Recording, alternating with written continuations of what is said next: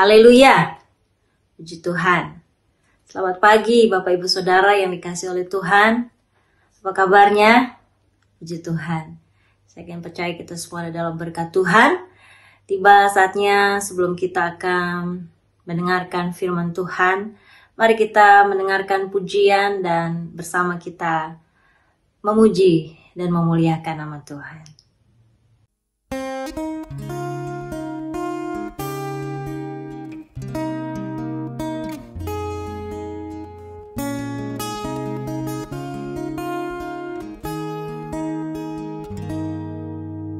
Seperti wanita mengurapimu, menangis di bawah kakimu. Demikian hidupku mengasihimu, Yesus, Engkau terbaik bagiku.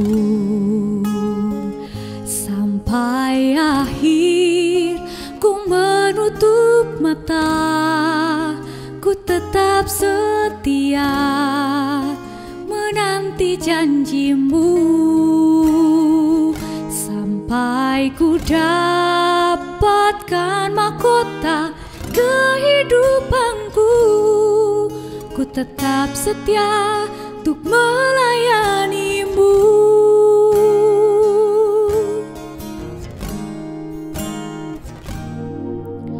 Seperti wanita mengurapimu, menangis di bawah kakimu.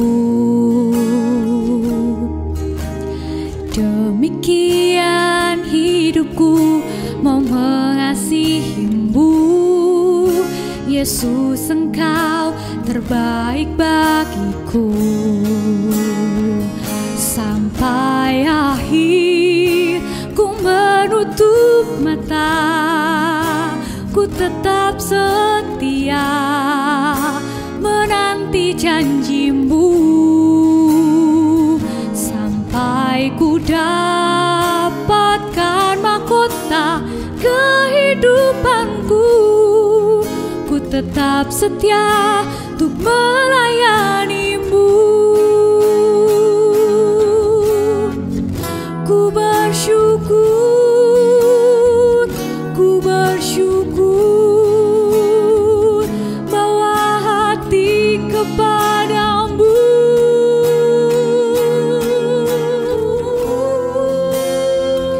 Sampai akhir ku menutup mata, ku tetap setia menanti janjimu.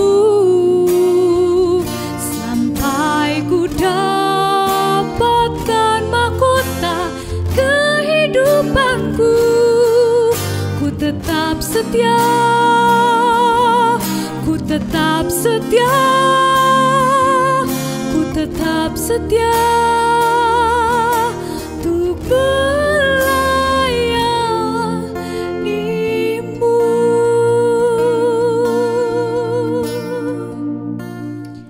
Puji Tuhan, mari kita saatnya kita masuk dalam doa.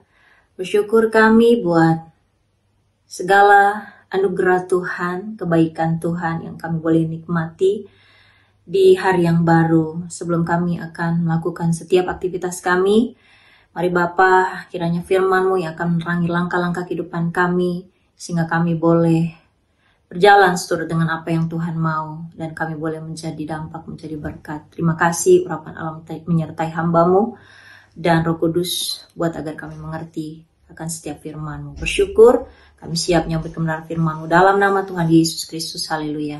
Amin. Puji Tuhan. Bapak Ibu Saudara yang dikasihi oleh Tuhan, sebagaimana di setiap pagi-pagi kita dalam renungan, bahwa tema bulan ini yaitu tentang menjalani kehidupan yang berdampak atau living impactful life. Dan sebagai tema, judul firman Tuhan pada saat pagi ini yaitu jangan tunda lagi. Jangan tunda lagi. Mari kita buka ayat pokok kita di dalam Pengkhotbah pasal yang ketiga, ayatnya yang ke-1. Saya akan bacakan dalam nama Tuhan Yesus Kristus. Untuk segala sesuatu ada masanya, untuk apapun di bawah langit ada waktunya. Bapak, Ibu, Saudara yang dikasihi oleh Tuhan, sebab itu, karena kita tahu bahwa segala sesuatu ada masa, ada waktu, apa yang harus kita lakukan di dalam waktu itu? Saudara, berbicara soal dampak adalah, berarti menurut KBBI adalah benturan, pengaruh yang mendatangkan akibat baik, positif maupun negatif. Nah, dampak itu secara sederhana bisa diartikan pengaruh atau akibat. Saya memberikan pertanyaan bagi Bapak, Ibu, Saudara, dan saya sendiri. Apakah selagi Tuhan berikan kita kesempatan untuk kita hidup, kita bekerja, kita mungkin yang bersekolah, kita sebagai ibu rumah tangga, apapun keberadaan kita, di tengah keluarga, di tengah pekerjaan, apakah kita sudah berdampak? Kalau belum, sekarang saatnya. Jangan tunda lagi. Dan kalaupun kita sudah berdampak, tetaplah terus berdampak. Dan bagi kita yang belum berdampak, apa yang harus kita lakukan? Kita tahu di ayat selanjutnya dalam pengkhotbah, ada waktu untuk lahir, ada waktu untuk meninggal, ada waktu untuk menanam, ada waktu untuk mencabut yang ditanam, bahkan ada waktu untuk menangis, ada waktu untuk tertawa, ada waktu untuk meratap, ada waktu untuk menari, dan selanjutnya di dalam pengkhotbah pasal yang ketiga. Tapi di sini yang saya mau sama-sama kita pelajari berbicara soal waktu. Waktu adalah berkat yang Tuhan berikan dalam kehidupan kita, di mana kita boleh menikmatinya. Dan kita boleh pakai sesuai dengan yang Tuhan berikan kebebasan bagi kita. Dan tetapi, di dalam waktu-waktu yang sudah kita lakukan, entah itu baik, entah itu kurang baik, kita harus bertanggung jawab. Dan kita harus bertanggungjawabkan semuanya kepada Allah Bapa di sorga. Banyak dari kita mungkin mengejar kesuksesan karir, sampai mungkin kita lupa dengan orang-orang yang kita sayangi. Karena mungkin kita tinggalkan mereka berhari-hari. Ya mungkin karena keadaan, karena pekerjaan, ya bukan karena mengejar kesuksesan, tetapi karena pekerjaan harus meninggalkan keluarga. Nah, bagaimana dengan anak-anak yang sudah jauh dari mungkin orang tua, atau orang tua mungkin yang kembali yang tadi saya bilang mungkin bekerja jauh, atau anak-anak yang kesehariannya dari pagi hingga sore sekolah.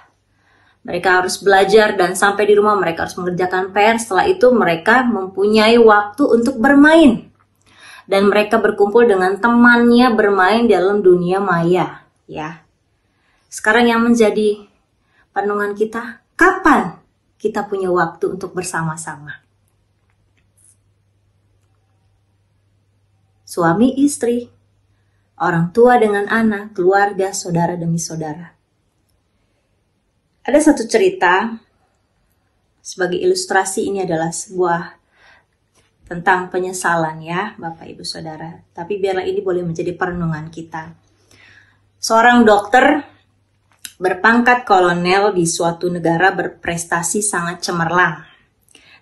Dengan demikian, dia dipercaya oleh kalangan atas untuk merawat kesehatan diri mereka pada dokter yang sangat pandai tersebut. Nah, setiap hari hidupnya dipenuhi oleh jadwal tugas yang membuat orang lain berdecak kagum. Karena tidak semua dokter mendapat kesempatan berprestasi seperti itu. Hari demi hari dilalui dengan prestasi yang menjulang. Semakin tinggi dan tak terbilang hadiah dan fasilitas hidup yang menggiurkan telah diterimanya. Begitu pula jadwal hidupnya untuk mengurus orang lain. Pergi berhari-hari menemani jenderal ini, jenderal itu. Pergi berminggu-minggu untuk menemani presiden ke luar negeri. Dan sebagainya. Sebagai tugasnya sebagai dokter ya. Bahkan untuk bertemu dengan istri, bahkan anak-anaknya adalah sungguh hal yang sangat langka. Dan keadaan ini pun terus berlanjut dari waktu ke waktu. Dan sampai suatu ketika Bapak Ibu Saudara tahu, suatu hari sepulang dari luar negeri, menemani dan merawat pejabat yang tinggi yang sedang sakit, tiba saatnya dia tiba di depan rumahnya. Sang dokter melihat tenda terpasang dan kerumunan para kerabat dan tetangganya.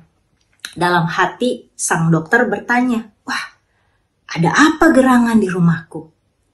Begitu keluar dari mobil, dia langsung bergegas masuk ke dalam rumahnya. Lalu, para tamu menyampaikan ucapan, "Pak dokter, kami turut berbelasungkawa." Setiba di ruang tamu rumahnya, dokter itu langsung masuk. Saudara tahu bahwa istri yang dikasihnya, yang dicintainya, telah terbujur kaku. Wanita yang menjadi belahan jiwanya, wanita yang selama ini ditinggalkannya berpergian demi menjalankan tugas-tugas, merawat dan mempertahankan hidup orang lain. Tapi satu-satu wanita yang diinginkan dalam hidupnya saat itu terdiam kaku. Sang istri meninggal setelah menderita sakit parah yang cukup lama. Dan dia tidak mampu merawatnya apalagi memperpanjang hidupnya. Saudara tahu, sudah tidak ada lagi kesempatan. Selagi masih ada kesempatan Bapak Ibu Saudara, berdampaklah, jangan tunda lagi. Berdampak bagi suami, bagi istri, bagi anak, bagi keluarga, bagi orang lain.